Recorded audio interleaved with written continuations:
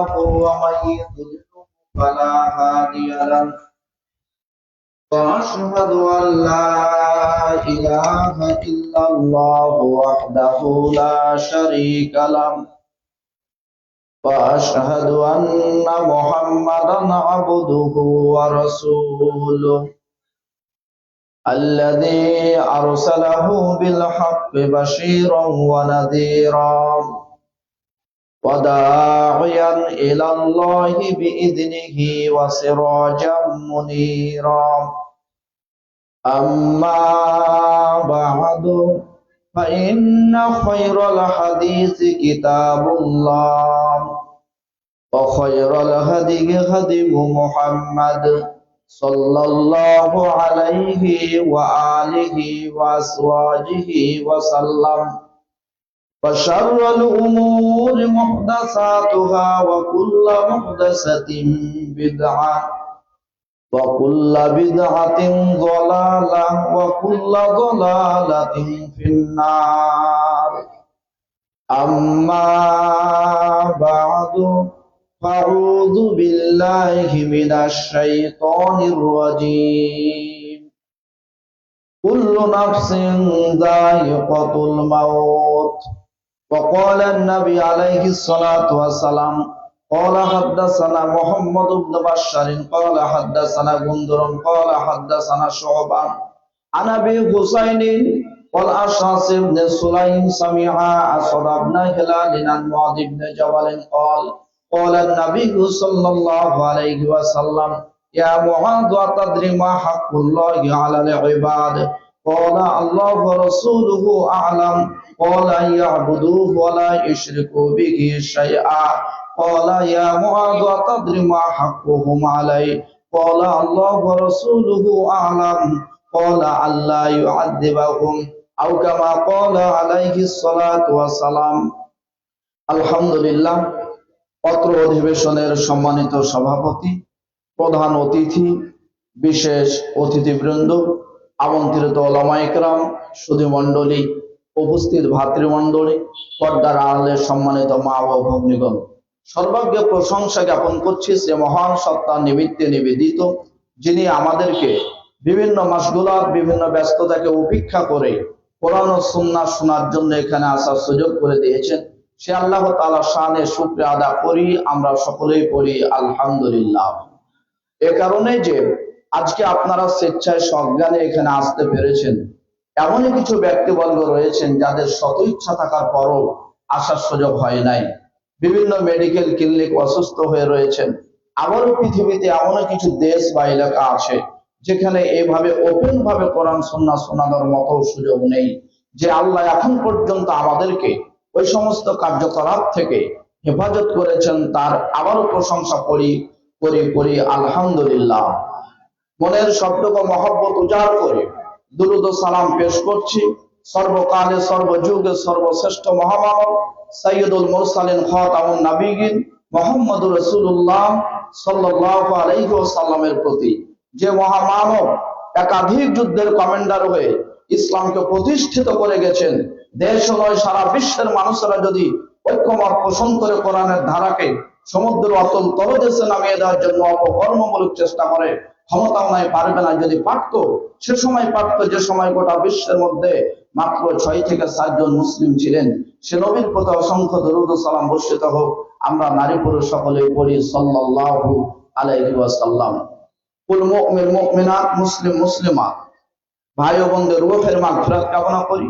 যারা ইহজগৎ ত্যাগ করে পরলোক গমন করেছেন তথা আলামে বারজাখ অবস্থান করতেছেন, মানুষ হিসাবে ভুল ত্রুটি থাকতে পারে, আল্লাহ রাব্বুল আলামিন তাদের ভুলগুলোকে যেন ক্ষমা করে তাদের কবরকে জান্নাতুল ফেরদাউস হিসাবে কবুল করেন। সকলে পড়ি আমিন। সম্মানিত উপস্থিতি, যারা ডানে বামে ঘোরাফেরা করছেন, আশা করি কোনো কাজ নেই, আপনারা এসে বসে পড়ুন। আমরা 1 থেকে 1.5 ঘন্টা একটা বিষয়ের উপর কথা বলার চেষ্টা করবো ইনশাআল্লাহ। আশা করি আমাদের বিষয় যাতে করে আমাদের কাজে আসে সেই হিসাবে কথা বলার চেষ্টা করব। আপনারা এসে বসে পড়ুন। আর ভাইজান, এই যে সামনে যিনি বাদাম খাচ্ছেন, বাদাম খাওয়া বন্ধ করেন। মানে এমনিতে একটা হিসাব থাকার কথা যে এখানে বসেছে, পোস্টার দেখেছেন, সব শিক্ষক ভালো ভালো লোক এসে বসে আছে। আমি অনেক মাহফিলে দেখেছি যে অতিথিরা এখানে বসার জন্য ঘোরাঘুরি করে, চেয়ারম্যান সাহেবকে 2বার ডাকা হয়েছে, তারপরে উনি নিচেই আছেন। এত বড় বড় সব মানুষগুলি আছে, আলেম ওলামা আছে, কিভাবে বদম খাওয়া আগে শুরু হয়? মানে একটাতে হিসাব নিকাশ বিবেক বুদ্ধি করে চলতে হবে। ওই দল করে করে মিছিল করে করে কাকে সম্মান দিতে হবে এটা মানুষ ভুলে গেছে, শুধু দলের নেতাকে সম্মান দিতে হবে এটাই আছে। তাছাড়া কিভাবে এখানে বদম খাওয়া হয়? এখানে এতগুলো লোকের সামনে বসেছেন, চুপচাপ সুন্দরভাবে আলোচনা শুনতে আসবেন। বাড়িতে তো আমরা খেতেই থাকলাম এতক্ষণ থেকে, এখানে এসে যদি খাবার দিকে ধান্দা থাকে, কথা কেউ মাইনাস পয়েন্টে দিবেন না। আমাদের স্বভাব নিচে নেমে গেছে, স্বভাব থেকে ফিরে আসতে হবে। আল্লাহ যেন আমাদের সকলকে কবুল করেন বলি আমিন। সাথে সাথে দোয়া করি ওই সমস্ত ব্যক্তিবর্গের জন্য যারা এই মাহফিল তৈরি করেছেন, টাকা পয়সা দিয়েছেন, শ্রম দিয়েছেন, বিবেক ব্যয় করেছেন। আল্লাহ সকলের শ্রমকে যেন কবুল করেন বলে আমিন। এবং এই মাহফিলটি যেন আমাদের জান্নাতে যাওয়ার ওসিলা হিসাবে কবুল করেন আবারও করি আমিন। আজকের আলোচ্য বিষয় মৃত্যু। প্রাথমিক পর্যায়ে আলোচনা হবে মৃত্যুর সময় আসলে আল্লাহ রাব্বুল আলামিন কাউকে 1 সেকেন্ডও সময় দিবেন না, যদিও তার হাতে উল্লেখযোগ্য কাজ থাকে। তারপরে আলোচনা হবে মৃত্যুর পরে কবরে ভালো এবং খারাপ আমলগুলি একটা ভালো মানুষ অথবা খারাপ মানুষের আকৃতিতে দেখতে পাবে। সময়ের দিকে লক্ষ্য করে আনুষঙ্গিক কিছু কথা বলে আজকের আলোচনা শেষ করব। ওয়া তাওফীকে ইল্লা বিল্লাহ, আলাইহি তাওয়াক্কালতু ওয়া ইলাইহি উনীব। আল্লাহ রাব্বুল আলামিন তিনি বলেন, কুল্লু নাফসিন যায়িকাতুল মাউত, প্রত্যেকটা নফসকে মৃত্যুর স্বাদ গ্রহণ করতে হবে। এমন একটা বিষয় যে বিষয়ের ব্যাপারে পৃথিবীর কোন ব্যক্তির দ্বিমত নেই। মানুষকে মারা যেতে হবে, এইটা আপনার বাড়ির পাশে যে একটা গাছ আছে সে গাছও সাক্ষী, গাছটা একটু মারা গেছে। তো আল্লাহ বলছেন কুল্লু নাফসিন যায়িকাতুল মাউত, প্রত্যেকটা নফসকে মৃত্যুর স্বাদ গ্রহণ করতে হবে। অন্য আয়াতে আল্লাহ বলেন, যখন তোমার আজাল শেষ হয়ে যাবে তখন তোমাকে এই পৃথিবী ছেড়ে চলে যেতে হবে। নির্ধারিত আল্লাহ মানুষের একটা সময় দিয়েছে, যেটা আমরা বাংলাদেশের নিয়মে বুঝি যে সময় বাড়ছে। যদি অন্যদের থেকে হিসাব করি তাহলে মনে হবে 60 বছর যদি থাকে তাহলে বয়স কমতে আছে।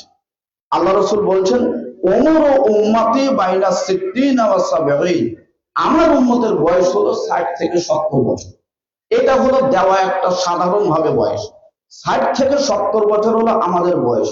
তবে তার কমও মানুষ চলে যেতে পারে, বেশি তো চলে যেতে পারে। স্বাভাবিক নিয়ম হলো গাছের শুকনো পাতাটাই আগে পড়বে, কাঁচাটা থেকে যাবে, তবে কোন সময় কাঁচাটাও পড়ে যেতে পারে। কাজেই ছোট বাচ্চা মারা যেতে পারে, সেটা আলাদা বিষয়। তো আমাদের স্বাভাবিক বয়স হলো 60 থেকে 70। আপনার বয়স কতটুকু আমল হয়েছে, কতটুকু জেনেছেন বুঝেছেন, আমাদেরকে একটু কোরআন হাদিসের নিরিখে দেখে সামনে আগানোর চেষ্টা করতে হবে। আল্লাহ রাব্বুল আলামিন বললেন, কুল্লু নাফসিন যায়িকাতুল মাউত, প্রত্যেকটা নফসকে মৃত্যুর স্বাদ গ্রহণ করতে হবে। পৃথিবীতে একজন বিশিষ্ট সালিম নবী ছিলেন, যার হাতে খুব উল্লেখযোগ্য কাজ ছিল।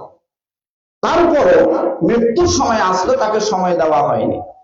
বাপ-বেটা উভয় নবী, এরকম কয়েকজন ছিলেন, তার মধ্যে একজন হলো দাউদ আলাইহিস সালাতু ওয়াস সালাম। বাপও নবী, ছেলেও নবী। দাউদ নবী, ছেলে সুলাইমান নবী। তবে বাপের থেকে আইন বিষয়ে, ল বিষয়ে পণ্ডিত ছিলেন সুলাইমান আলাইহিস সালাতু ওয়াস সালাম। আইন বিষয়ে, ল বিষয়ে পণ্ডিত ছিলেন। একটা হাদিস শোনাই। সুলাইমান আলাইহিস সালাতু ওয়াস সালাম যখন ছিলেন, দাউদও ছিলেন। দুইজন মহিলা রাস্তা দিয়ে যাচ্ছেন কোথাও, সেটি বুখারীর হাদিস। রাস্তা দিয়ে যাচ্ছেন, তো দুইটা মহিলার কোলে দুটো বাচ্চা আছে। তো একটা মহিলার কোলে বাচ্চা আছে। তো ওই বাচ্চাটা রেখে তিনি কোনো প্রয়োজন সারেন। যখন বাচ্চা রেখে প্রয়োজন সারে, তখন যে মহিলার বাচ্চা নয়, এই মহিলা তার কোলে নিয়ে হাঁটা শুরু করেছে। এবার যিনি বাচ্চার মা, তিনি এসে বলছেন যে আমার বাচ্চা আমাকে দেন। তখন উনি বলছেন, না, বাচ্চা আমার। হাদিসের বিশ্লেষণে পাওয়া যায় যে সে বলছে যে বাচ্চা যে আমার, তার প্রমাণ হলো আমার কোলে আছে। তোমার বাচ্চাগুলো তোমার কাছে থাকতো। তার মানে জোর যার মূল্য তার। আর জোর কাকে বলে আপাতত বাংলাদেশের মানুষকে বোঝানো লাগবে না। জোর বিষয়টা খুব ভালো বুঝে। জোর আছে, ক্ষমতা আছে, তাই তো আপনারা মসজিদকে শত শত নিয়মের বাধা দিয়ে মসজিদকে রেখে দিয়েছেন। যদি মসজিদ মানুষকে কিভাবে করতে হয় যদি জানতো, তাহলে মসজিদের টাইলস আগে পেশাব পায়খানা হতো। তার মানে মসজিদ তৈরি করারও নিয়ম আছে। আর কথা যদি সুন্দরভাবে শুনে বুঝে তাহলে মানুষ আগাবে, কিন্তু কথা শুনবে কে? মানুষ শুনতে চাই না। যত দিন যাচ্ছে নূহ আলাইহিস সালামের সম্প্রদায়ের মতো হচ্ছে।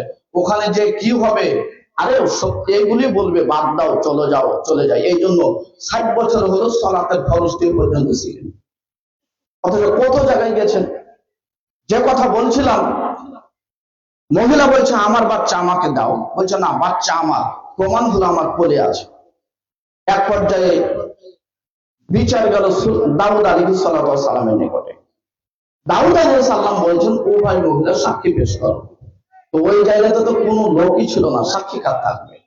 দুইজনের কারো সাক্ষী নাই। যে মহিলার কোলে বাচ্চা আছে তিনি বলছেন বাচ্চা যে আমার, তার প্রমাণ হলো যে আমার কোলে আছে। দ্বিতীয় মহিলা বলছেন না বাচ্চা আমার, কিন্তু সাক্ষী তো কেউ নাই, কেউ তো দেখেনি।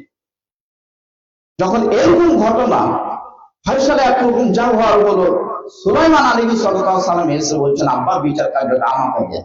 আপনাকে বোঝাচ্ছি সুলাইমান আলাইহিস সালাম বাপের থেকে আইন বিষয়ে পণ্ডিত বেশি ছিলেন। সুলাইমান আলাইহিস সালাম বিচার নিয়ে বলছেন সাক্ষী পেশ করো। সাক্ষী তো কারণে সুলাইমান বলছেন ঠিক আছে, দুইজনই যেহেতু বাচ্চা দাবি করছো, আমি একটা করাত নিয়ে এসে বাচ্চাটা দ্বিখণ্ডিত করে দুই ভাগ করে অর্ধেক করে দিয়ে দেবো, দুইজনে নিয়ে যাও, যেহেতু দুইজনে দাবি করছো। যিনার বাচ্চা নয় তিনি বলছেন নবী সুলাইমান অর্ধেক কেন, একটা টুকরো যদি পাই তবু আমি বাচ্চা নেব। পক্ষান্তরে যে মহিলার বাচ্চা তিনি বলছেন নবী সুলাইমান থামুন, বাচ্চা তাই বাচ্চা তাকে দিয়ে দেন, তবুও বাচ্চা আমার সামনে কাটতে দেব না। নবী সুলাইমান বুঝতে পেরেছেন যিনি বাচ্চা কাটার ওয়াদা দিয়েছেন তিনি মূলত বাচ্চার মা নয়। যিনি বাচ্চা কাটার ওয়াদা দিতে পারেননি তিনি হলেন প্রকৃত বাচ্চার মা। তাই সুলাইমান আলাইহিস সালাম বাচ্চাটা ছেড়ে দিয়ে বলছেন যাও মহিলা, তোমার বাচ্চা তুমি নিয়ে চলে যাও। এত ল বিষয়ে, এত আইন বিষয়ে পণ্ডিত ছিলেন সুলাইমান আলাইহিস সালাম। তার ঘটনা আপনার সামনে পেশ করতে যাচ্ছি।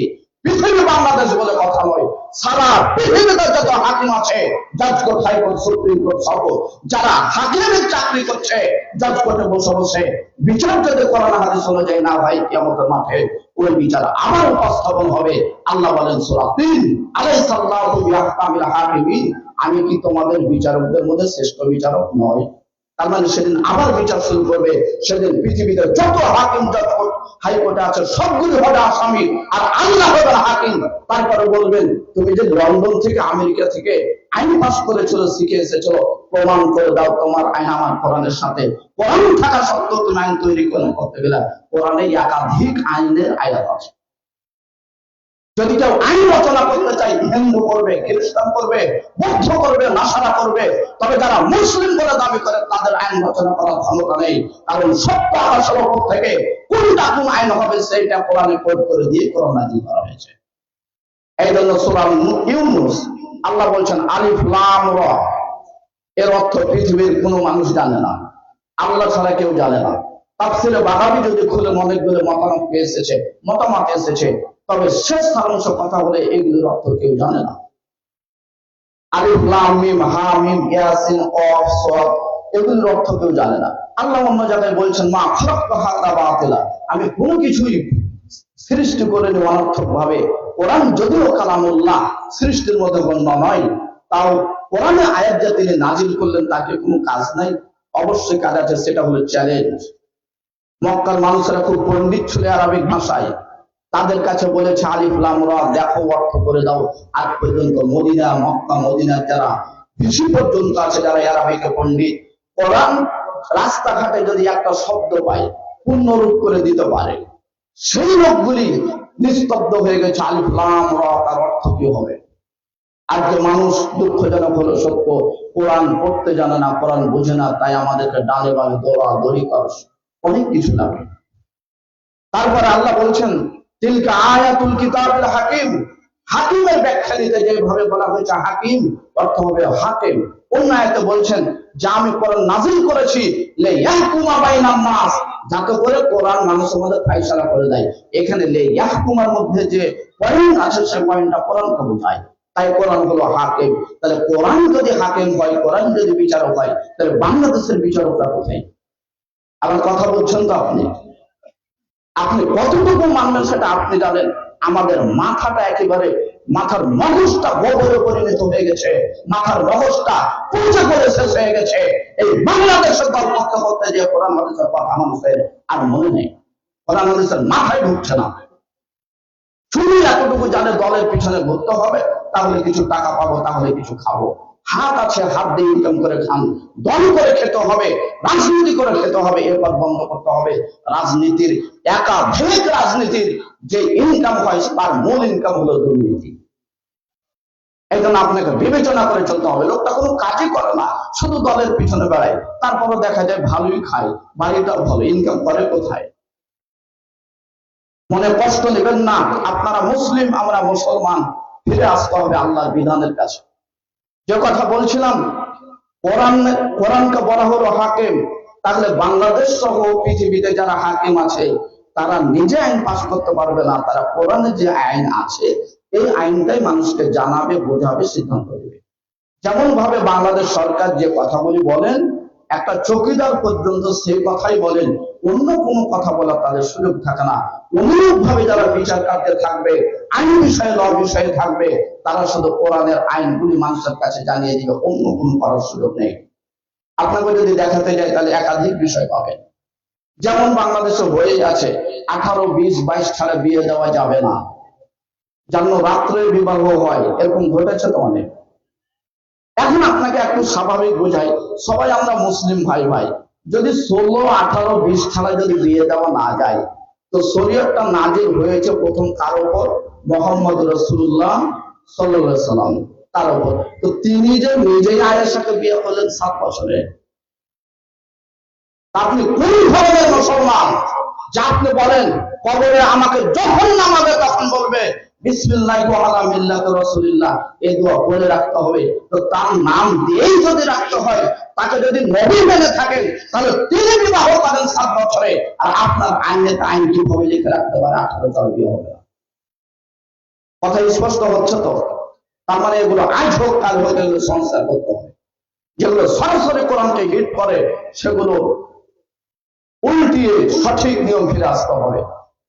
তবে কোরআনের আইন যদি পাস থাকে দেশে, তাহলে দেখা যাবে যে গরিব মানুষগুলিও তাদের হক পেয়ে যাবে। এই জন্য মানুষ অত সহজে কোরআনের আইন পাস করতে যাবে। বাংলাদেশে এত ঝামেলা হলো, কেউ কি বলছে যে যাক যেহেতু এটা হলো, সব দল কি দেখা শেষ হলো, একবার কোরআন দিয়েই না হলে দেশটা চলুক, ওই কেউ তো বলছে না। আর যারা গরিব মানুষ আপনাদেরকে আগেই ভয় খাইয়ে দিয়েছে যে কোরআন যদি আইন পাস হয় তাহলে চুরি করলে হাত কেটে দিবে। তো চুরি করলে কি আপনার হাত কাটা হবে? আপনি কি চোর হবেন? আপনি চোরই চিনতে পারেননি বাংলাদেশে। যদি চুরির আইন পাস হয় তা আপনার আশেপাশের গ্রামে যারা মাঠে কাজ করে ভাবতেন তাদের হাত কাটা পড়বে না। বাংলাদেশের চোর কারা? যারা বড় বড় ডিগ্রি ধারণ করেছে। যদি আগামীকাল বাংলাদেশ সরকার আইন পাস করে যে চুরি করলে হাত কেটে নেব, তাহলে যারা বড় বড় অফিসার আছে 198টা অফিসারের হাত কাটা পড়বে। তারা কোরআনের জোরে তারা লক্ষ লক্ষ কোটি টাকা চুরি করে রেখেছে বাংলাদেশে। আপনি এতদিন ভয় করেন? আপনার কথার পিছনে শক্তি আছে, আপনার কথা কোনোদিন ফিরিয়ে দিতে হবে না। কারণ আপনার কথা এমন একদিন ব্যক্তির কথা যিনি বলেন বিশ্বনবী মুহাম্মদ রাসূলুল্লাহ সাল্লাল্লাহু আলাইহি ওয়াসাল্লাম, তার কথা কোনোদিন হেরে ফেলা হবে না। যদি কালকে পৃথিবীর মানুষ একদিকে হয়ে, সকল বিভাগ একদিকে হয়ে যদি বলে আজকে মদকে জায়েজ করলাম, বৈধ ঘোষণা করলাম, মদের ব্যবসার লাইসেন্স দিলাম, তবু কিয়ামত পর্যন্ত বৈধ হবে না। কারণ অবৈধ ঘোষণা করেছেন বিশ্বনবী মুহাম্মদ রাসূলুল্লাহ সাল্লাল্লাহু আলাইহি ওয়াসাল্লাম। আপনি নবীর কথা বলতে গেলে যেন সাহসটা, শক্তি নামে। সম্মানিত উপস্থিতি, এত আইন বিষয়ে, ল বিষয়ে পণ্ডিত ছিলেন সুলাইমান আলাইহিস সালাম। আর আপনার মুখ থেকে বের হয় যে কোরআন হাদিস যারা জানে তাদের নাকি কিছুই বুঝে না, তারা নাকি সমাজ চালাতে পারবে না, তারা নাকি পরিবার চালাতে পারবে না, পারবে না বাংলাদেশে, কারণ বাংলাদেশের নিয়ম উল্টা। যে কথা বলছিলাম, সুলাইমান তার পিতার থেকে আইন বিষয়ে, ল বিষয়ে পণ্ডিত ছিলেন। তিনি তৈরি সমাপ্ত করেছিলেন বাইতুল মাকদিস, যেটাকে আপনারা বলেন বাইতুল মুকাদ্দাস। এই মসজিদ সর্বপ্রথম কে করেছে এর মধ্যে মতানৈক্য আছে। কেউ বলছেন ফেরেশতারা, আবার কেউ বলছেন আদমের সন্তান। তবে শেষ করেছে ঐক্যমতের ভিত্তিতে নবী সুলাইমান আলাইহিস সালাতু ওয়াস সালাম। আমি আপনাদেরকে মৃত্যুর উপরে কথা বলে যাচ্ছি। মৃত্যুর সময় আসলে যে আল্লাহ সময় দিবেন না, পাবেন না, চলে যেতে হবে, এর উপর এর কথা বলছি। তো সুলাইমান আলাইহিস সালাতু ওয়াস সালাম যে মসজিদের কাজ করছিলেন বাইতুল মাকদিস, তার যারা কর্মচারী ছিল তারা ছিল সকলেই জিন। জিন তো আমরা দেখতে পাই না। তো সুলাইমান আলাইহিস সালাতু ওয়াস সালামকে আল্লাহ এই ক্ষমতা দিয়েছিলেন, জিনের কথা বুঝতেন, পাখির ভাষা বুঝতেন, বাতাস তার আয়ত্তে ছিল, ইত্যাদি ইত্যাদি কিছু বৈশিষ্ট্য তাকে দেওয়া হয়েছিল। তো সুলাইমান আলাইহিস সালাতু ওয়াস সালাম বাইতুল মাকদিসের কাজ করছেন, জিনেরা করছে, তিনি নেতা হিসাবে আছেন। এই মসজিদেরও কিন্তু সেক্রেটারি সভাপতি আছেন, কিন্তু উনি তো আর ইট লাগাইতে যায়নি, ইট তো লাগাইছে সদস্যরা, ইট তো লাগিয়েছে কর্মচারী যারা রাজমিস্ত্রির কাজ করে তারা, কিন্তু নেতার আন্ডারে কাজটা হয়। সুলাইমান আলাইহিস সালাতু ওয়াস সালামের মৃত্যুর সময় চলে এসেছে। এখন স্বাভাবিকভাবে যদি মৃত্যু হয় তাহলে জিনেরা যদি জানতে পারে তাহলে জিনেরা পালিয়ে চলে যাবে। আলোচনা আমার সবগুলো মনে রাখেন, বিশ্লেষণ আপনাদের মাধ্যমে হবে।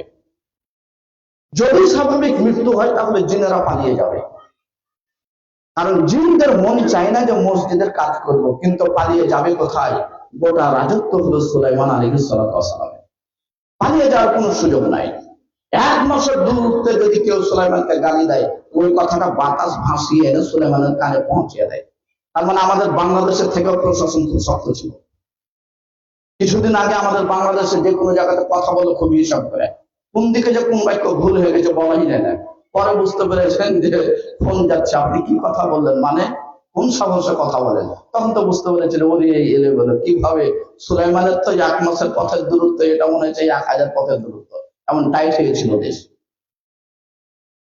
এবার সুলাইমান আলাইহিস সালাতু ওয়াস সালাম তিনি মসজিদের কাজ করছেন, যদি স্বাভাবিক মৃত্যু হয় তাহলে জিনেরা পালিয়ে যাবে, বাইতুল মাকদিসের কাজ অসমাপ্ত অবস্থায় পড়ে থাকবে।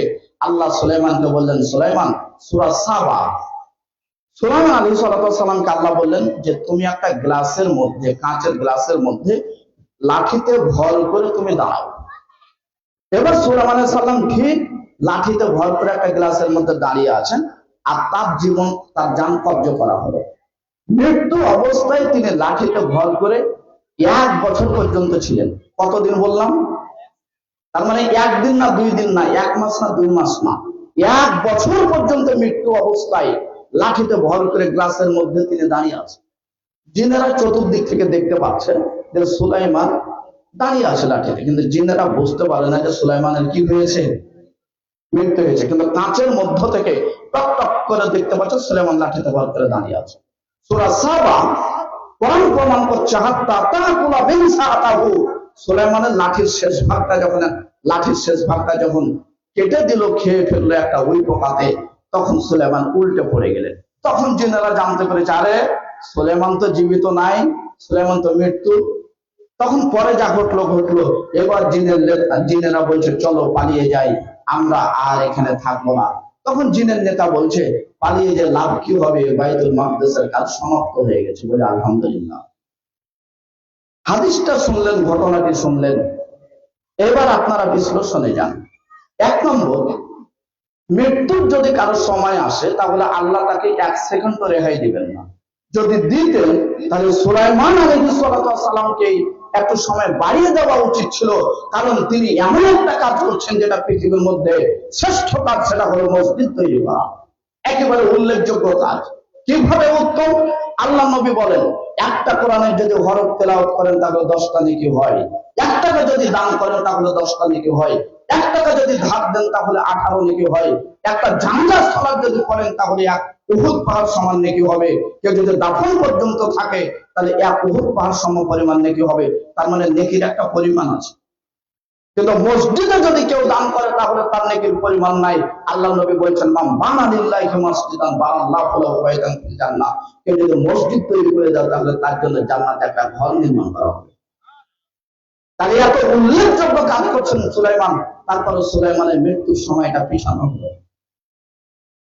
আপনি বলবেন 5 লক্ষ টাকা খরচ করে এমন মসজিদ কে তৈরি করে দিতে পারবে? ইবনে মাজাহ খুলুন, হাসান সনদের হাদিস আমলযোগ্য। আল্লাহ নবী বলেছেন, কেউ যদি একটা মসজিদের পাখির বাসা সমতুল্য, তো আপনাদের আশেপাশে আমের জাম গাছে দেখতে পান পাখিতে বাসা করে, ছোট ছোট বাসা।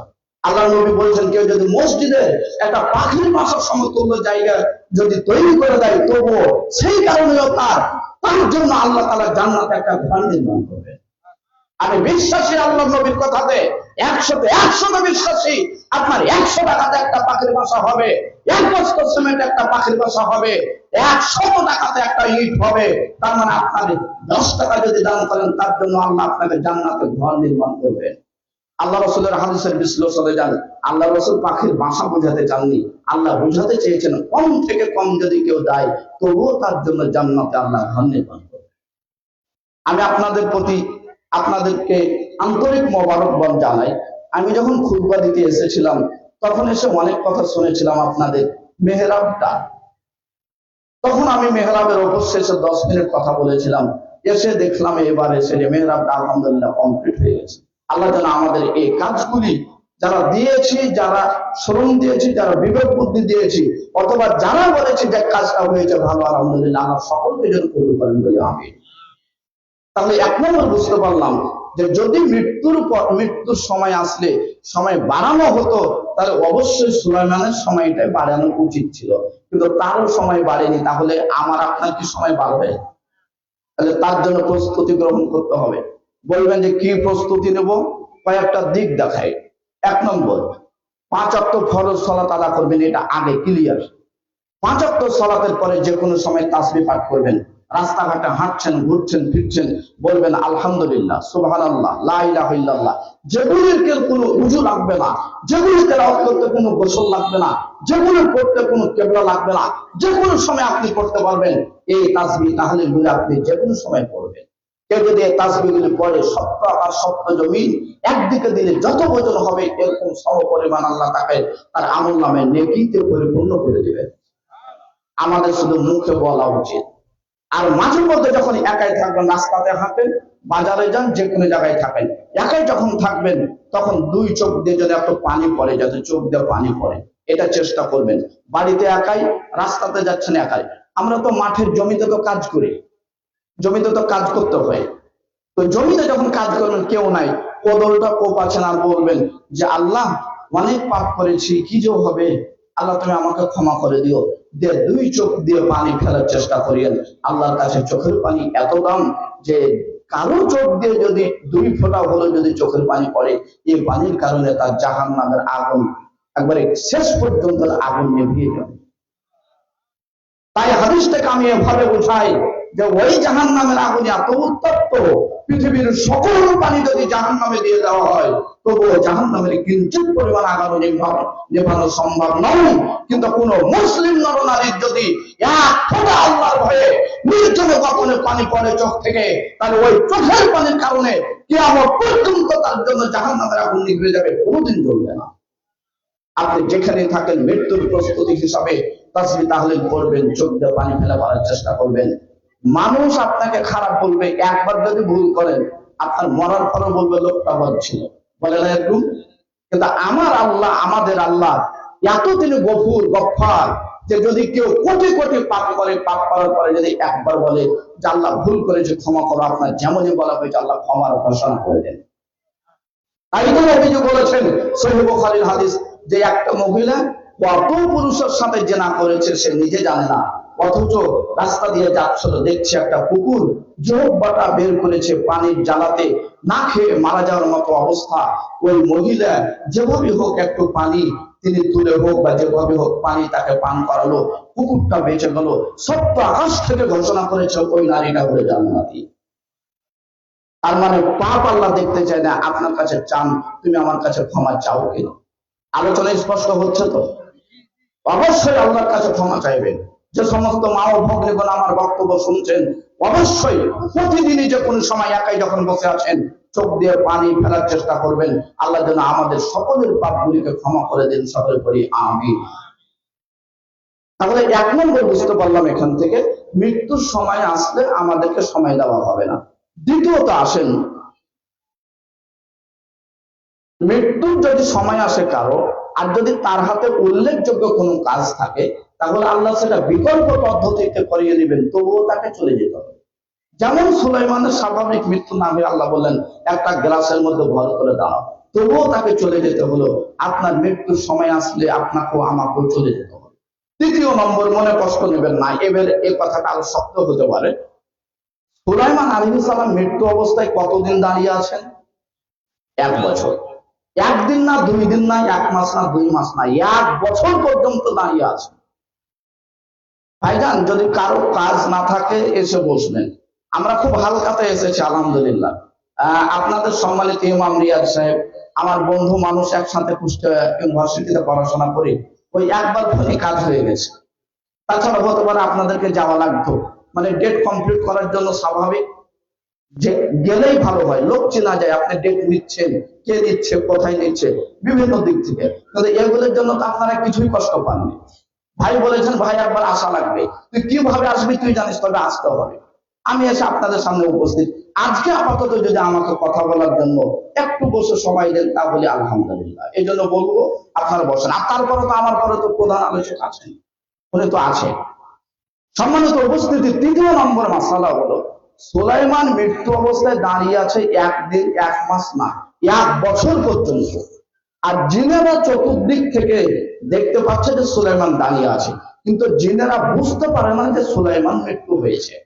তাহলে যেই জিনেরা সুলাইমানকে স্বচক্ষে দেখলো, তারপরে বুঝতে পারলো না যে সুলাইমান মৃত্যু হয়েছে সুলাইমানের, তাহলে যে জিনেরা দেখে বুঝতে পারলো না, সে জিনের ভিত্তিতে জিনের কবিরাজ যারা আছে তারা কিভাবে হারানো জিনিস খুঁজে বের করে দিতে পারে? যে দিন বুঝতে পারেনি যে সুলাইমানের মৃত্যু হয়েছে, 1 বছর পর্যন্ত দাঁড়িয়ে আছে, তাহলে ওই জিনের ভিত্তিতে জিনের কবিরাজ বলছে হারানো জিনিস আমি খুঁজে বের করে দেবে, একেবারে শরীয়তে হারাম। বের হবে পরে, ওটা পরের কথা, তবে ওই কবিরাজের কাছে যাওয়াই হারাম। যদি কেউ এই কবিরাজি করেন, আপনাকে ভাই হিসাবে বলে যাচ্ছি, নবী মুহাম্মদ রাসূলুল্লাহ সাল্লাল্লাহু আলাইহি সাল্লামের হাদিসগুলি থেকে ওই কবিরাজের ইনকাম, এই গণকি কাজ করে যে ইনকাম, সেই ইনকাম হারাম। যদি আলোচনা বুঝে থাকেন, আর জিন দেখেতে জিনের কবিরাজের কাছে হারানো জিনিস খুঁজে পাওয়ার জন্য, খুঁজে নেওয়ার জন্য যাবেন না। আল্লাহ যেন কবুল করেন বলি আমিন। যদি বলেন যদি কেউ চলে যায় তার শাস্তি কি, আরেকটা হাদিস পেশ করি।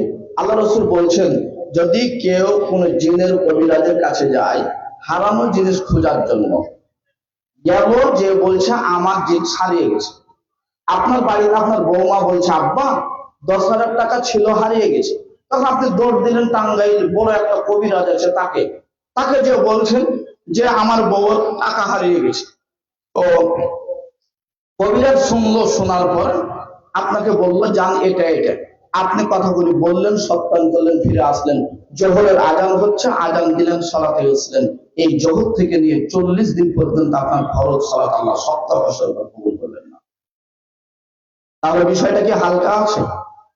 তাই তো আল্লাহ সূরা বর্ষায় বলছেন আমিলাতুন নাসিবা তাসলা নারুন হামিয়া, মানুষ আমল করতে করতে ক্লান্ত হয়ে যাবে, তারপরে আমলের খাতাতে শূন্য পাবে। সালাত তো ঠিকই পড়েছেন 40 দিন, কিন্তু কবুল যে হয়নি। সালাত তো ঠিকই পড়লেন, কিন্তু সালাত যে কবুল হয়নি। এই জন্য আমরা এই কবিরাজের কাছে যাওয়া থেকে বিরত থাকবো, আল্লাহ যারা হেফাজত করেন বলি আমিন। এবং যারা কবিরাজি করেন আপনাদেরকে অনুরোধ করবো, এ তাবিজ বিক্রি, সুতা বিক্রি, হারানো জিনিস খোঁজা, এই কবিরাজিতে যে এটা সর্বসম্মতিক্রমে আহলুস সুন্নাহ ওয়াল জামাআহ সর্বসম্মতিক্রমে, এবং যারা অতীতে সালাফ ছিলেন তাদের সর্বসম্মতিক্রমে বিশ্বনবী মুহাম্মদ রাসূলুল্লাহ সাল্লাল্লাহু আলাইহি সাল্লামের হাদিসগুলি বিবেচনা করে, হাদিসগুলিকে বিশ্লেষণ করে, পৃথিবীতে এমন কোন ব্যক্তি আসবে না কিয়ামত আগ পর্যন্ত যে কেউ তাবিজকে বৈধ বলে ঘোষণা করতে পারে। যারা আমার আলোচনা শুনছেন, বুঝছেন, এই প্যান্ডেলে কোনো সময় থাকবে না। যে সমস্ত মানবদের আলোচনা শুনছেন, এর কোন সময়ের প্রয়োজন নেই। যদি গায়ে তাবিজ থাকে, তাবিজ কিয়ামত পর্যন্ত না পর্যন্ত তার গায়ে তুলবে না, এই কথা বলে তাবিজকে খুলে ছড়িয়ে ছিড়িয়ে ফেলে এখান থেকে ওই তাবিজকে পায়ে লাথি দিয়ে চলে যাবেন। কত বড় পীরের কাছ থেকে তাবিজ নিয়ে এসেছেন দেখার বিষয় নয়, ওই পীরের কথা মানুন, যেই পীর হলেন বিশ্বনবী মুহাম্মদ রাসূলুল্লাহ সাল্লাল্লাহু আলাইহি সাল্লাম। তিনি একমাত্র ঘোষণা দিয়েছেন যে তাবিজ শরীয়তে জায়েজ নয়, তাবিজ যদি কেউ ঝুলায় তাহলে তার আমি সুপারিশ, সবকিছুর বিষয় থেকে আমি মুক্ত, তাবিজ সর্বসম্মতিক্রমে হারাম। কাজে পৃথিবীর যেই বলুক না কেন ওখান থেকে বেঁচে থাকার চেষ্টা করবেন। আল্লাহ কবুল করুন, সকলে বলি আমিন। যে লোকের রেফারেন্স মাঝে মধ্যে দিচ্ছি তাকে ছাড়া কোনো উপায় নাই। একটু দেখাই, যখন আজান দিচ্ছেন বা বাচ্চা যখন ভূমিষ্ঠ হলো, যদিও হাদিসটাতে কিছু কথা আছে, তো বাচ্চা ভূমিষ্ঠ হওয়ার পরে যে কানে আজান দিচ্ছেন, তো ওই আজানের মধ্যে কি রাসূল সাল্লাল্লাহু আলাইহি সাল্লামের নাম নাই, মুহাম্মদের নাম নাই। আবার যখন 5 ওয়াক্ত আজান দিচ্ছেন, তখনও তো সে আজানও তো তার নাম আছে। যখন একামত দিচ্ছেন, তখনও তার সেখানে নাম আছে। যে মুসলিম থেকে যদি মুসলিম হয়, ইসলাম কবুল করে, সেখানে কালেমা যেটা, সে কালেমাটা তার নাম আছে। যখন আপনাকে কবরে রাখা হবে, তখনও যে দুটা বলে রাখা হবে, সেখানে তার নাম আছে। যখন কবরে প্রশ্ন হবে, তখন যে 3টা প্রশ্ন হবে, তার 3 নম্বর প্রশ্ন হলো মান হাদা রাজুল আল্লাযী বুইসা ফিকুম, সেখানেও তার নাম আছে। আবার ওখান থেকে উঠে যখন ফুলসিরাত বলেন আর হাসর নাসর বলেন, কিয়ামতের মাঠে যে সুপারিশের বিষয়, সেখানেও তিনি আছেন। জান্নাতের গেট খোলাতে তিনি আছেন, এবং জান্নাতের মধ্যে থেকে যখন আল্লাহকে দেখবেন, আল্লাহকে দেখার বিষয়ে ফাইসালা, সেখানেও তিনি আছেন। তার মানে তিনি এমন একজন ব্যক্তি, তাকে ছাড়া মানুষের এই দুনিয়া ও দুনিয়া অচল। এমন একজন ব্যক্তি, তিনাকে ব্যতীত এই দুনিয়া ওই দুনিয়া যদি অচল হয়, তাহলে তিনি যদি বলেন যে তাবিজ চলবে না, তাহলে আমরা কি মানতে পারবো না? অবশ্যই পারবো। আল্লাহ যেন কবুল করেন, বলি আমিন।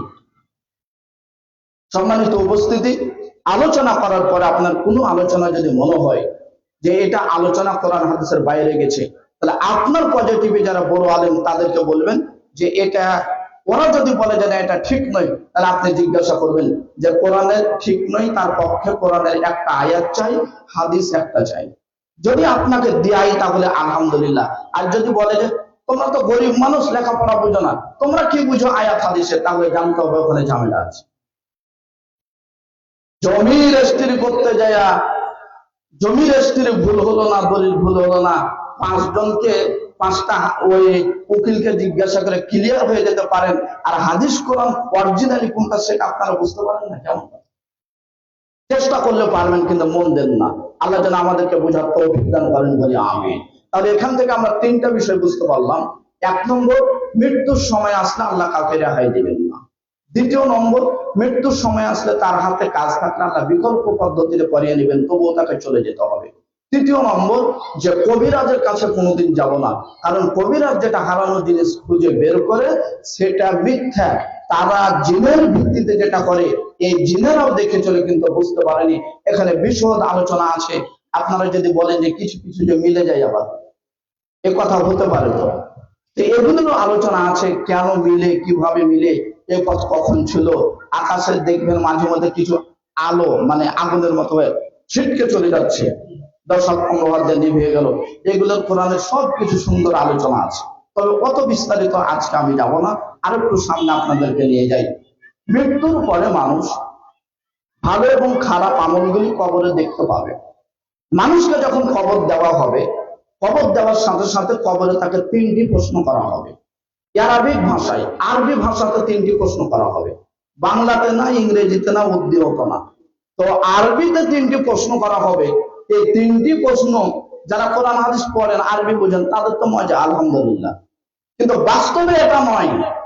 কোরআন কবরের প্রশ্নের জবাব দেওয়ার জন্য আমল শর্ত, কবরের প্রশ্নের জবাব দেওয়ার জন্য আরবিক পণ্ডিত হওয়া শর্ত নয়।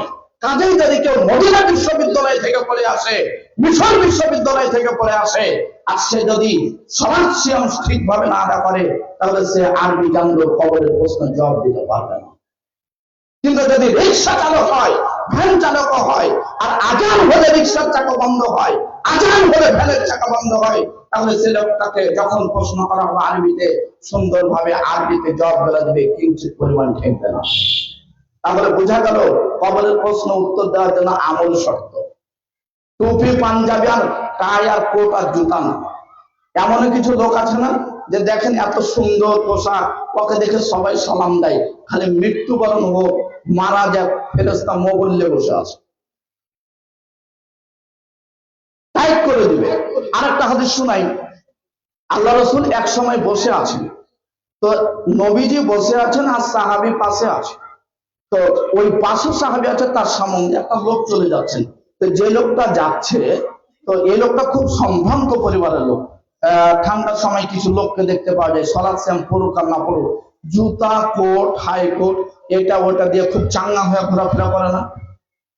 আল্লাহ নবী আর সাহাবী বসে আছেন, তো লোকটা যখন সুন্দর হয়ে যাচ্ছে তখন আল্লাহ নবী বলছেন, সাহাবী এই লোকটার বিষয়ে তোমার মন্তব্য কি? তখন সাহাবী বলছেন, আল্লাহ নবী মিন আশরাফি হাদা, এই তো সম্ভ্রান্ত পরিবারের একজন লোক, এই যদি কোনো নারীকে বিবাহ করতে চায়, বিবাহের প্রস্তাব দেয়, তাহলে নারীরা তাকে বিবাহ করবে।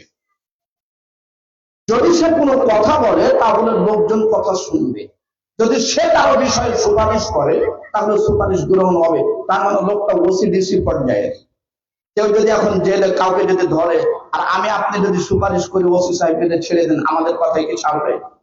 ছাড়বে না। কিন্তু যদি ওসিকে ডিসি সুপারিশ করে তাহলে অবশ্যই ছাড়বে।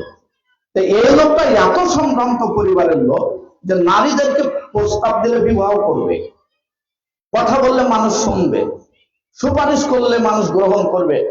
সাকাতান নবী সাল্লাল্লাহু আলাইহি সাল্লাম, নবীজি চুপ করে থাকলেন। তার মানে জবাবগুলো খুব একটা ভালো তার কাছে হয়নি, চুপ করে আছেন। আপনাকে বলতে চাচ্ছি যে গরিব হয়েছে তো এত কেন মন খারাপ? সলাটটা ঠিক লাগলে আপনি বাদশা। কিছুক্ষণ পরে যারা দায়িত্বশীল আছেন যুবক ভাইয়েরা, এত বাচ্চা কাচ্চা এখানে সব চলে এসছে। একবার তো খেলাধুলা বিকালের খেলার মতন হয়ে গেছে, একটু খেয়াল করেন। আর কিছুক্ষণ পরে দেখা যাচ্ছে আর একটা লোক যাচ্ছে, যে লোকটার মাথার চুলগুলো এলোমেলো, মাথায় সিথাটাও নাই। সিথা কেন নাই? চিরুনি করা কেন নাই?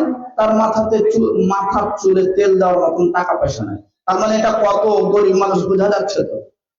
এবার আল্লাহ নবী বলছেন, সাহাবী এই ব্যক্তির সম্পর্কে তোমার মন্তব্য কি? যার চুলগুলি এলোমেলো, রূপ বা আশ্বাস মাধ্যম বিল আবওয়াব, এই লোকটার সম্পর্কে তোমার মন্তব্য কি? তখন আল্লাহ নবীজিকে বলছেন, আল্লাহ নবী ইনি তো একবারে ফকির মানুষ, গরিব মানুষ। এই যদি কোনো নারীকে বিবাহের প্রস্তাব দেয়, কোনো নারী বিবাহ করতে চাইবে না। যদি এই কোনো কথা বলে জনগণ কেউ শুনবে না। এই ব্যক্তি যদি কোনো সুপারিশ করে তাহলে কেউ শ্রবণ করবে না। তখন আল্লাহ নবী বলছেন, সাহাবী চুপ করো, তুমি যে আগের ব্যক্তির কথা বলেছ, অনেক সম্ভ্রান্ত ব্যক্তি নারীদেরকে বিবাহ করতে চাইলে বিবাহ করবে, জনগণকে কথা বললে কথা শুনবে, সুপারিশ করলে সুপারিশ মানুষ গ্রহণ করবে। ওই ব্যক্তিগুলি যদি পুরো পৃথিবী ভর্তি হয়ে যায়, তবুও পুরো পৃথিবী ভর্তি লোকগুলি এর পরের একজন গরিব লোকের সমান আল্লাহর কাছে নাম নেই।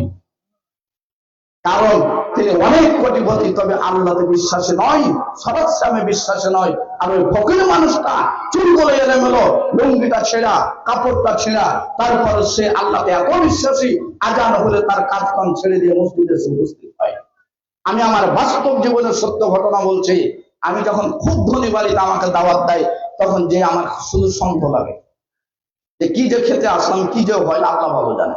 মানে টাইলস দেখছি একবারে চকচকা টাইলস, গিলাসটা এনেছে তো একবার বিদেশি গিলাস, থালাটাও খুব চকচকে, তো মনে হয় যে সুদেরই টাকা না ঘুষের টাকা, এত কেন চাঙ্গা হবে এরকম মনে হয়। পরে খাওয়ার পরে শুনলাম যে আসলে ওই এলাকার একবারে হেড একেবারে শুদ্ধ হেড, ওর জন্য ওই খতিব বাদ হয়ে যায়, ইমাম বাদ হয়ে যায়। দেখবেন কিছু লোক আছে মসজিদের মুয়াজ্জিন আর ইমামকে বাদ দিতে খুব পারে। কেন? স্বাভাবিক একটা ভুলে, একটা ভুলের কারণে একটা ইমাম মসজিদ চলে যায়, অথচ যে লোকটা তার ভুল ধরেছে, তার মেয়ের টাঙ্গাইলে ন্যাংটা হয়ে ঘুরছে, সেখানে সে নিস্তব্ধ। এইভাবে সমাজ চলছে। সমাজের যতদিন পর্যন্ত যোগ্য ব্যক্তিত্ব না আসবে, ততদিন পর্যন্ত সমাজের সকল মানুষ সমভাবে তাদের অধিকার ফিরিয়ে পাবে না। এই জন্য অরিজিনালি আপনি কাজ চালান, তবে আপনাকে কোরআন হাদিস অনুযায়ী চালাইতে হবে। আল্লাহ কবুল করুন, সকলে বলি আমিন। যে কথা বলছিলাম, কবরে তিনটি প্রশ্ন হবে, মান রব্বুকা মা দীনুকা মান হাদা রাজুল আল্লাযী বুইসা ফীকুম, তোমার রবকে, তোমার দ্বীন কি, এই ব্যক্তি সম্পর্কে তোমার মন্তব্য কি? রবের বিধান পালন করে থাকলে বলবেন রব্বি আল্লাহ, আমার রব হলেন আল্লাহ। রব শব্দের ব্যাখ্যা বিশ্লেষণ অনেক বেশি আছে। রব শুরু থেকে শেষ পর্যন্ত রব আর রব, রবকে মানুষকে চিনতে হবে। প্রথম প্রশ্ন হবে মান রব্বুকা, তোমার রবকে। যদি রবের বিধান পালন করে থাকেন তাহলে উত্তর দিবেন রব্বি আল্লাহ, আমার রব হলেন আল্লাহ। দ্বিতীয় প্রশ্ন হবে মা দীনুকা, তোমার দ্বীন কি? যদি আপনি দ্বীন ইসলাম পালন করে থাকেন তাহলে জবাব দিবেন দ্বীন ইয়াল ইসলাম, আমার দ্বীন হলো ইসলাম। তারপরে তৃতীয় প্রশ্ন হবে মান হাযা রাজুল আল্লাযী বুইসা ফিকুম, এই লোকটা সম্পর্কে তোমার মন্তব্য কি, ইনাকে তুমি কি চিনো কিনা? তিনি হলেন মুহাম্মদ রাসূলুল্লাহ সাল্লাল্লাহু আলাইহি সাল্লাম। যদি তাকে নবী হিসাবে মেনে থাকেন তাহলে আপনি দ্বিধাদ্বন্দ্ব ছাড়াই বলবেন হাযা মুহাম্মদ রাসূলুল্লাহ সাল্লাল্লাহু আলাইহি ওয়াসাল্লাম।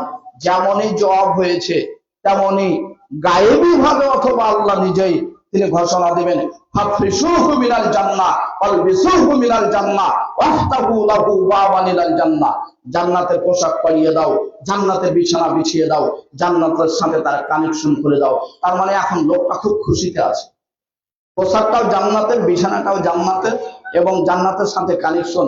আপনার বিবেচনায় দিয়ে যাচ্ছি, বাড়িতে কিন্তু একটা বড় খাটে শুতেন, চাদরটা খুব ভালো, একটু লক্ষ্য করেন চাদরটা, ওই চাদরে শুয়ে কবরে যে চাদর আছে, চাদর হবে বিছানা হবে, সেই বিছানা টিকবে কিনা একটু বিবেচনা করতে হবে।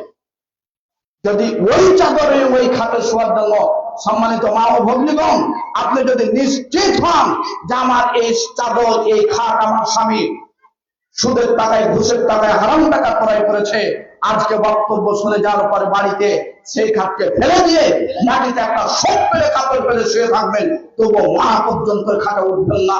একথা আমি গৌরব মানি, আমার পক্ষ থেকে বলে যাচ্ছি না, একথা বলে গেছেন বিশ্বনবী মুহাম্মদ রাসূলুল্লাহ সাল্লাল্লাহু আলাইহি সাল্লাম। যারা বক্তব্য শুনছেন সব কথার সাথে মুনাফিকি করিয়েন না, আল্লাহ নবীর সাথে মুনাফিকি করিয়েন না। যদি ওই খাটটা হারাম টাকা থাকে, আজকে থেকে আলোচনা শুনে যাওয়ার পরে ওই খাটে শুইব না, ওই মাটিতে নিচে শুইব, যেই মাটিতে কিছুদিন পরে আমাকে মাটির ভিতরে চলে যেতে হবে, ওই মাটির উপরে শুয়ে থাকবো। তবু আমি স্থির যদি হই, নিশ্চিত যদি হই, তবু ওই খাটে শুইব না। বিবেচনা করবেন ওই খাটে শোয়ার কারণে আপনার কবরের বিছানা টিকে কিনা।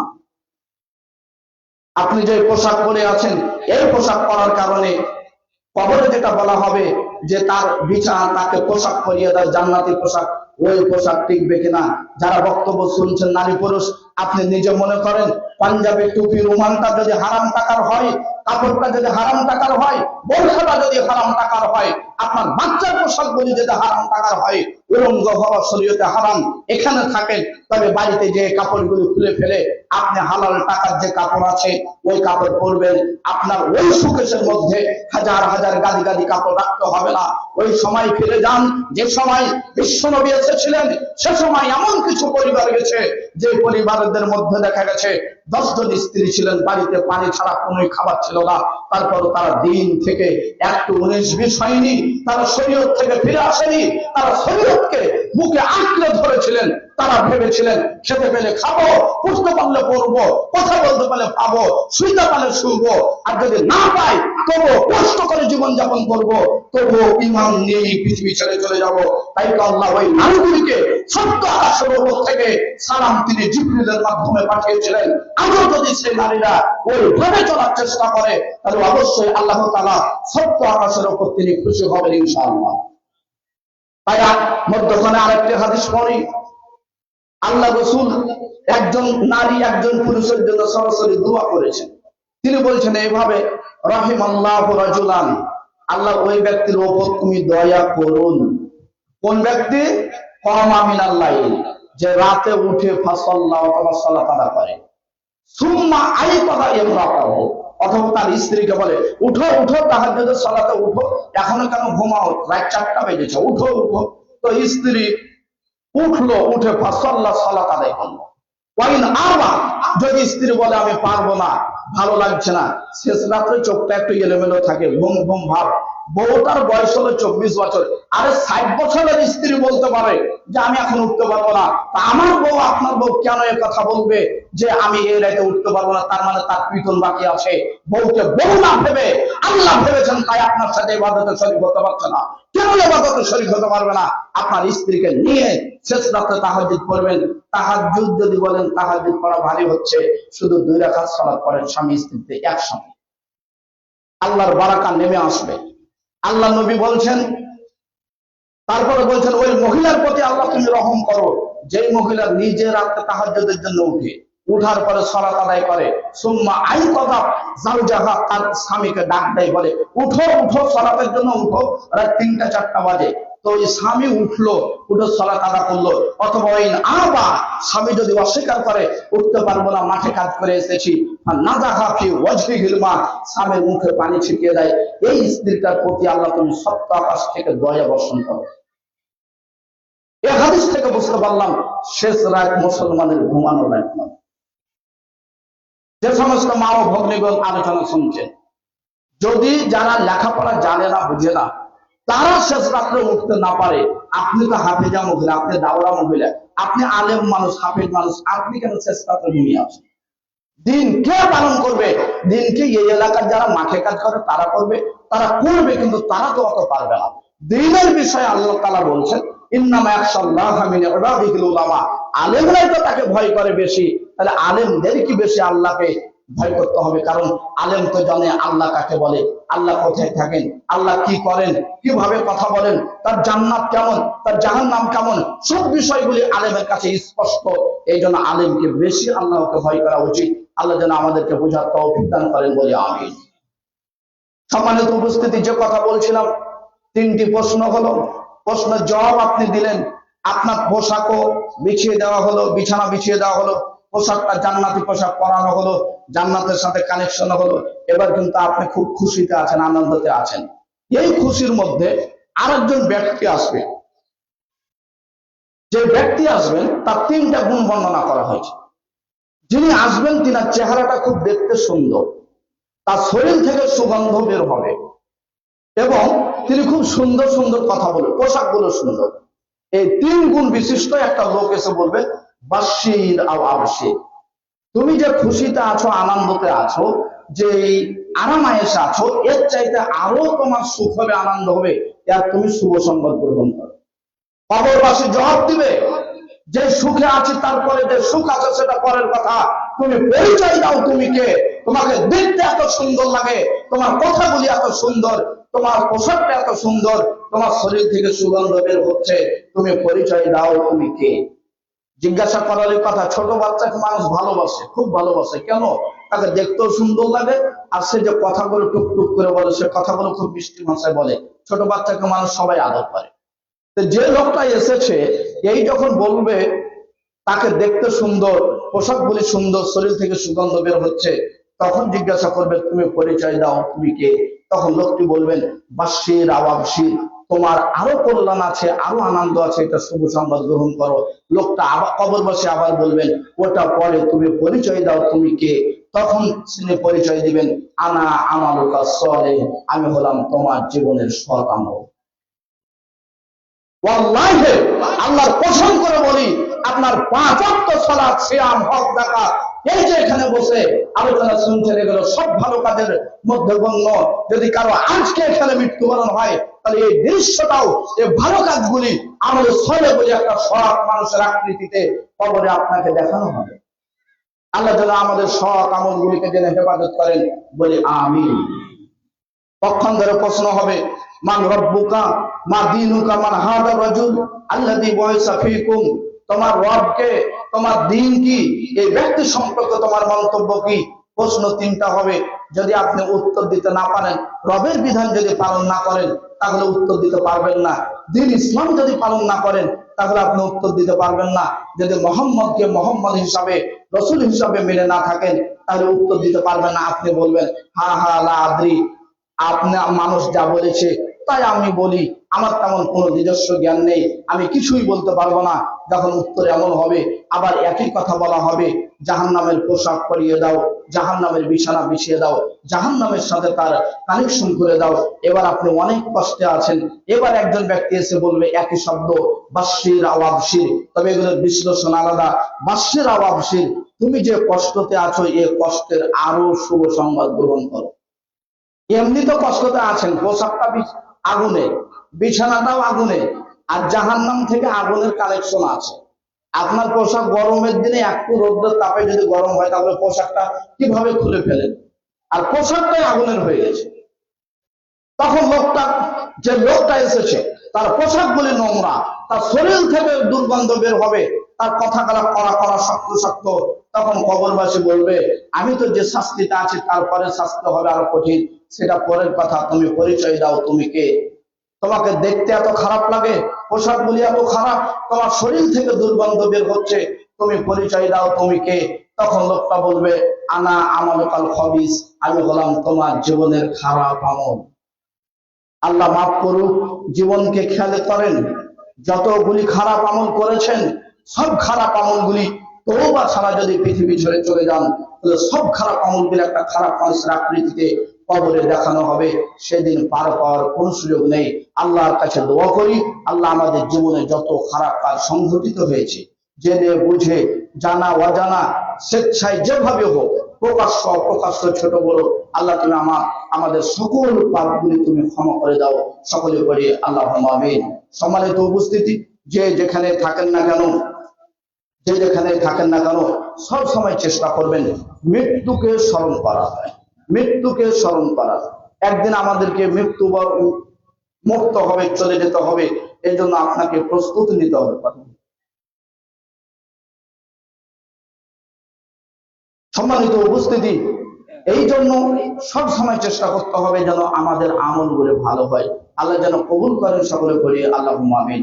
সম্মানিত মা ও ভগ্নীগণ, যারা আপনারা এখানে এসেছেন, আপনাদের সংশ্লিষ্ট আলোচনা করতে গিয়ে একটা বিষয় বের হয়ে এসেছে, সেটা হলো নারী হোক পুরুষ হোক, বিবাহিত নারী পুরুষ যারা সৎ স্ত্রী হবে তারা অবশ্যই শেষ রাত্রে তার স্বামীকে জাগিয়ে তুলবে।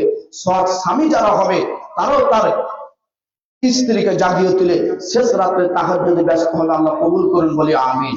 আমি আরেকটু সামনে আগাই, আমাকে একটা টাইম দেওয়া আছে, তো এই জন্য আমি ওই টাইমের মধ্যে কথা বলছি। তাহলে মেয়েদের বিষয়ে আমরা বুঝতে পারলাম যে মেয়ে যারা, মহিলা যারা, তারাও শেষ রাত্রে বিবাহিত নারী যদি হয় তাহলে তার স্বামীকে ঘুম থেকে জাগিয়ে তোলার চেষ্টা করবে। যদি না জাগে তাহলে স্ত্রী স্বামীর মুখে পানি ছিটা দিবে, হাতে পানি দিয়ে পানি ছিটা দিবে। আবার স্বামীও স্ত্রীকে জাগাবে। স্ত্রী যদি জাগতে না চায় তাহলে স্বামী স্ত্রীর মুখে পানি ছিটা দিবে। আল্লাহ যেন আমাদেরকে ইবাদতমুখী হওয়ার তৌফিক দান করেন, বলি আমিন। আর আয়েশা রাদিয়াল্লাহু তাআলা আনহা قالت, আয়েশা রাদিয়াল্লাহু তাআলা আনহা বলেন, ক্বালা রাসূলুল্লাহ সাল্লাল্লাহু আলাইহি সাল্লাম, আমি রাসূল সাল্লাল্লাহু আলাইহি সাল্লাম বলেছেন, এ কথা আমি তাকে বলতে শুনেছি। তিনি এক সময় বলছেন, আল্লাহুম্মা, হে আল্লাহ, আহইনি মিসকিনান, আমাকে মিসকিন রূপে জীবিত রাখো। সম্মানিত মা ও ভগ্নীগণ, আপনার বিষয়ে কথাটা নিয়ে আসছি। আল্লাহ নবী বলছেন আমাকে মিসকিন হিসাবে বাঁচিয়ে রাখো। মিসকিন মানে কে? ওই যে যেগুলো ফকির সাইজে, ফকির এবং মিসকিন আমরা কিন্তু দুইটা শব্দ বলি, ফকির মিসকিন। ফকির বলা হয় যে দিন আনে দিন খায়, তাকে বলা হয় ফকির। আর মিসকিন বলা হয় যার কিছু আছে তবে পরিপূর্ণ নাই, 12 মাসের খাবার লাগবে কিন্তু 11 মাসের খাবার আছে, কিন্তু 1 মাসের নাই। তো সে মনে মনে ভাবছে যে 1 মাসের খাবারটা মানুষের কাছে চাইবো, ভিক্ষা করবো। আবার বলছে ইন্না লিল্লাহ, কিভাবে ভিক্ষা করি, মানুষের কাছে হাত পাতাতে চাইতে খুব লজ্জা লাগছে, তাই তিনি চাইলেন না। তাহলে এই লোকগুলি হলো মিসকিন। তাহলে মিসকিন তো আছে, তো বাংলাদেশে আছে, তো অনেক মিসকিন আছে, তবে মিসকিন তাদের হক পায় না। কারণ মানুষ মিসকিনকে খুঁজতেও যায় না, তার কাছে হক পৌঁছাতে যায় না, যে আগাদিকে আসে তাকেই দেয়। এমনকি ফেতরার টাকা যখন আপনারা বন্টন করেন, তখন যে লোকটা পাওয়ার দরকার ছিল সে পায়নি, সব ফকির পেয়ে গেছে, মিসকিন পায়নি। সম্মানিত উপস্থিতি, আল্লাহ নবী দোয়া করলেন আমাকে মিসকিন রূপে জীবিত রাখো। তারপরে তিনি দোয়া করছেন, ওয়া আমিতনি মিসকিনান, আমাকে মিসকিন রূপে মৃত্যু দান করো। ওয়াহশুরনি ফি জুমরাতিল মাসাকিন, এবং আমাকে মিসকিনদের দলে তুমি আমাকে উঠাও। এই কথা যখন বলেছেন, ফাকালাত আয়েশা লিমা ইয়া রাসূলুল্লাহ, আয়েশা এবার জিজ্ঞাসা করলেন যে আল্লাহর নবী আপনি এই দোয়া কেন করছেন? সম্মানিত মা ও ভগ্নীগণ, স্বামীর কাছে কিছু প্রশ্ন করে জেনে নিতে হবে। আপনার স্বামী রিকশা চালায়, কিছু করতে জানে না, এ কথা আমিও জানি। আপনার স্বামী মাঠে কাজ করে, কিছু করতে জানে না, এ কথা আমি জানি। তবে আপনার স্বামীকে আপনি বলবেন ৫ ওয়াক্ত সালাত কিভাবে পড়তে হয় বলে দাও তো। তো আপনার স্বামী তো বলবে আমি তো জানি না, তুই তো জানিস না। তো তুমি যে পারবে না, তুমি ইমামকে যে জিজ্ঞাসা করে নিয়ে এসে আমাকে দিবে। আয়েশা স্বামীকে প্রশ্ন করে করে জিনিস জিজ্ঞাসা করতেন। আপনি আপনার স্বামীকে বলেন আমি এই দোয়া জানি না বা এই রকম জানি না, তুমি যে ইমামের কাছে জিজ্ঞাসা করে, আলেম ওলামার কাছে জিজ্ঞাসা করে এসে আমাকে বলো। আয়েশা বলছেন আল্লাহ নবী আপনি কেন এই দোয়া করলেন যে আমাকে মিসকিন রূপে জীবিত রাখো, মিসকিন রূপে মৃত্যু দান করো, মিসকিনদের দলে উঠাও? তখন আল্লাহ নবী বলছেন আয়েশা, যারা মিসকিন আর যারা ধনী ব্যক্তি এই ধনীদের 40 বছর পূর্বে, হাদিসে 40 আসছে, ধনীদের 40 বছর পূর্বে মুহাজির মিসকিন যারা তারা 40 বছর আগে জান্নাতে প্রবেশ করবে। তাই তিনি দোয়া করলেন যে আমাকে মিসকিন রূপে। হাদিসটা বিশ্লেষণে গেলে পাবেন এই কথা, আল্লাহ নবী বিনয়ী দেখিয়েছেন, নম্রতা ভদ্রতা তিনি দেখিয়েছেন। তারপর আয়েশাকে বলছেন, ইয়া আয়েশা, তুমি যেহেতু এই কথা জিজ্ঞাসা করছো, তোমার জন্য 3টি আদেশ। 1 নম্বর হলো, মা বোনেরা কান দিয়ে শুনুন, আয়েশাকে আল্লাহ নবী আদেশ করছেন, আয়েশা তুমি মাথায় রাখো, লা তারুদ্দিল মাসাকিন ওয়ালাউ বিশিক্কি তামরাতিন, তোমার গেট থেকে, দরজা থেকে, বাড়ি থেকে যদি মিসকিন ফিরে না যায়, যদি ও একটা খেজুর দিয়ে হয়, খেজুর দিয়ে তাকে বিদায় করো, তবুও মিসকিন খালি হাতে ফিরে যাবে না। সম্মানিত মা ও ভগ্নীগণ, কেউ যদি আপনার বাড়িতে চাইতে আসে, আপনার টাকা থাকলে টাকা দিবেন, পয়সা থাকলে পয়সা দিবেন, চাউল থাকলে চাউল দিবেন, ধান থাকলে ধান দিবেন, রান্না করার তরকারি কিছু না থাকলে, ভাত থাকলে ভাত দিবেন, ভাতও নেই রান্না করার তরকারি আছে, রান্না করার তরকারি দিবেন, পেঁয়াজ রসুন যা পারেন। এখানে আল্লাহ নবী বলেন না, কোন খাস করে কিছু বলেননি যে এটাই দিতে হবে। নবীজি বলছেন তোমার গেট থেকে যেন, আয়েশা তোমার গেট থেকে যেন ফকির ফিরা না যায়।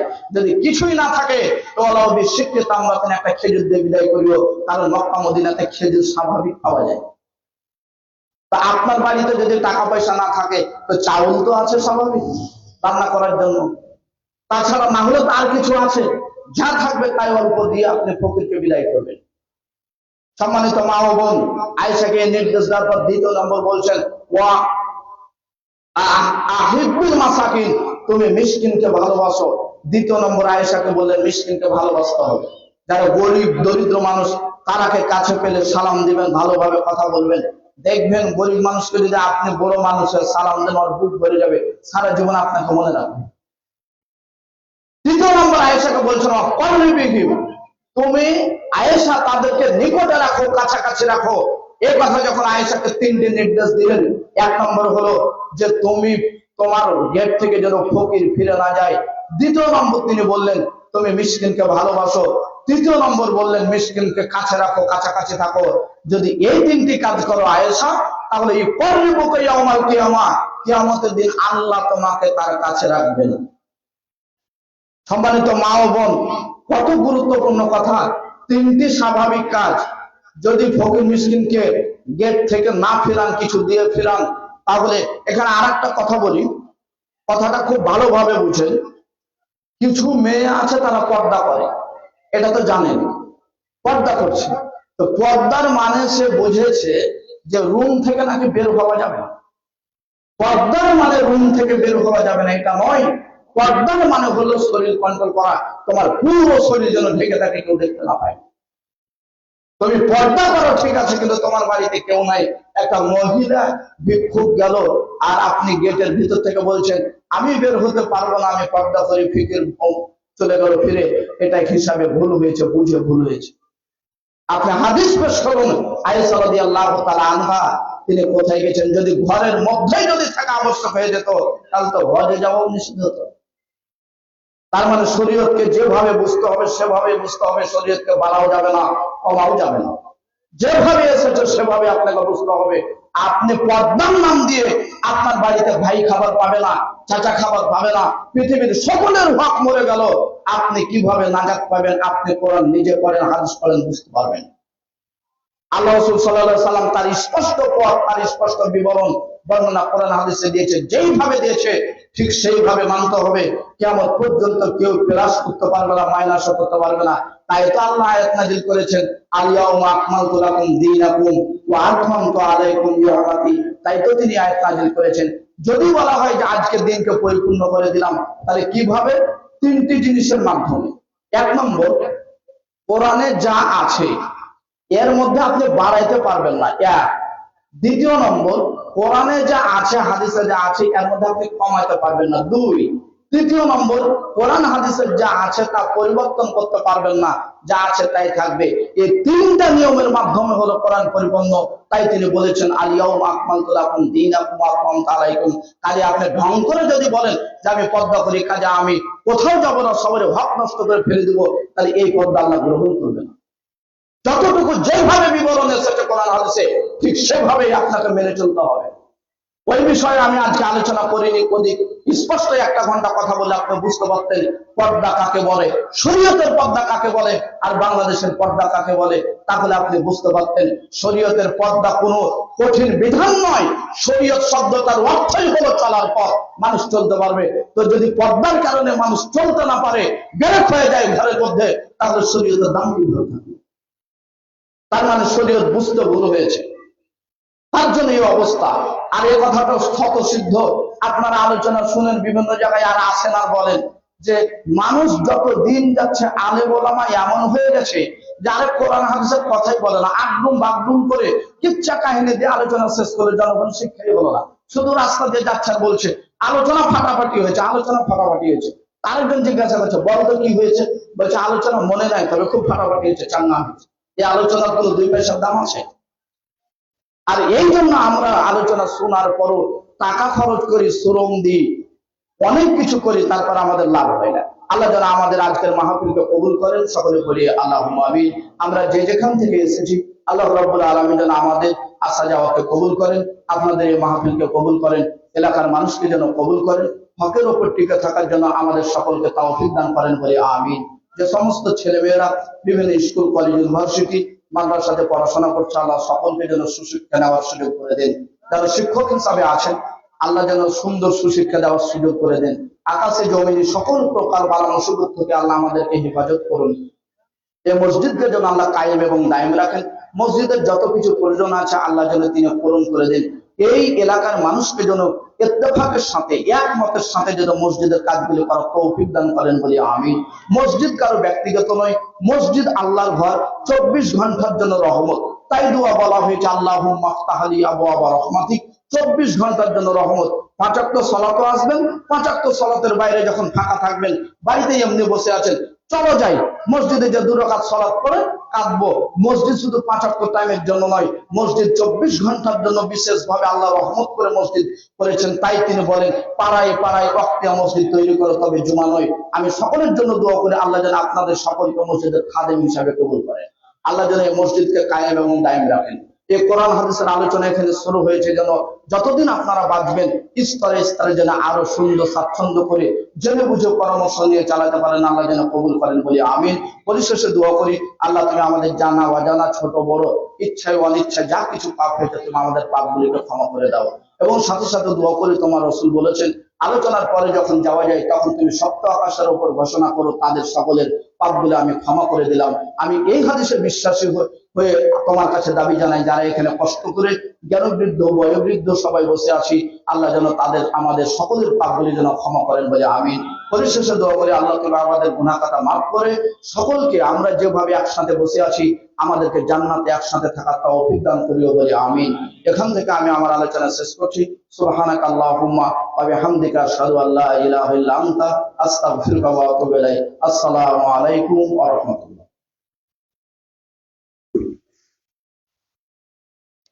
আলহামদুলিল্লাহ, আমরা অত্যন্ত চমৎকার ঘনিষ্ঠ কণ্ঠে কোরআন এবং হাদিসের আলোকে গুরুত্বপূর্ণ কিছু আলোচনা শুনলাম। আল্লাহ রাব্বুল আলামিন যেন এগুলো আমাদেরকে মনে রেখে আমল করার তৌফিক দান করেন।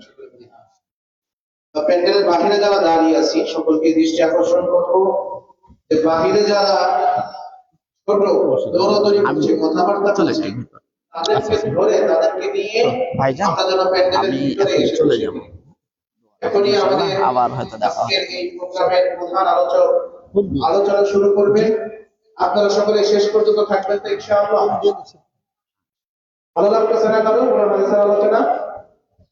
একদম আমাদের সম্মানিত সভাপতি সাহেব অনুষ্ঠানের সমাপ্তি ঘোষণা করার আগ পর্যন্ত আমরা এখানে থাকবো ইনশাআল্লাহ। আল্লাহ তাআলা আমাদের সকলকে সেই তৌফিক দান করুন, আমিন। এই মুহূর্তে কোরআন এবং সহিহ সুন্নাহ থেকে সুরলিত কণ্ঠে আলোচনা করার জন্য বিনীতভাবে অনুরোধ করছি আমাদের আজকের প্রোগ্রামের প্রধান আকর্ষণ, প্রধান আলোচক